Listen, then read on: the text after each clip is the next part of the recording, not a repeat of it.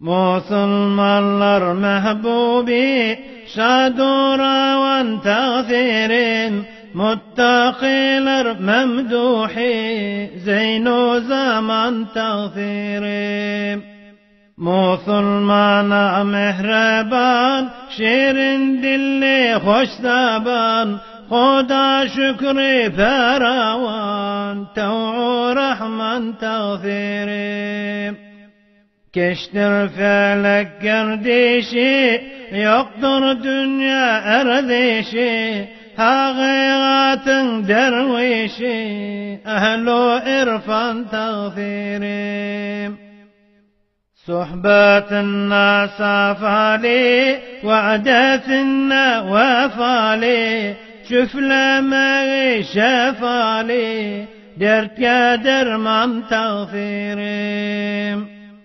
Guftar-eder şeriat, kerdar-eder tarikat, arzuları hakikat, eşk-u subhan tağfirim. Zikrullah'dır diyeni, zeberdesttir üyani, murşidinin zayani, hubbi Osman tağfirim. Munavvardır yüzleri, şehdu şeker sözleri, seyravettin bizleri, bahru umman tağfirim. Zinat verdin zamana, soba verdin yamana, düşman geldi amana, güçlü sultan tağfirim. İzzetini bildirdin, dostlarını güldürdün, şeytanları soldurdun, badu hazan tağfirim.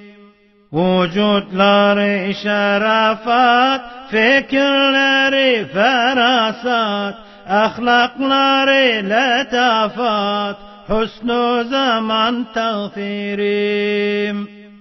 Din yoluna qalandar, hak aşkına zemendar, kamil pirden emendir, belli burhan tağfirim.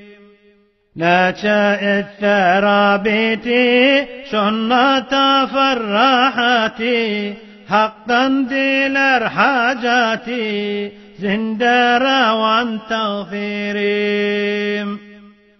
Canni feda kılandir, saraliban zolandir, haktan payni alandir, tev'u ferman tağfirim.